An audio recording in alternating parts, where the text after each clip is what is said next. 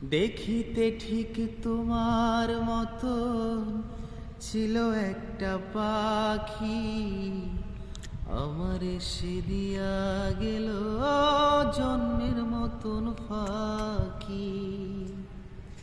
দেখিতে ঠিক তোমার মতন ছিল একটা পাখি, আমার সে দিয়া গেল জন্মের মতন ফাঁকি। সোনার জীবন কেমনে রাখি তা তো জানি না, নতুন করে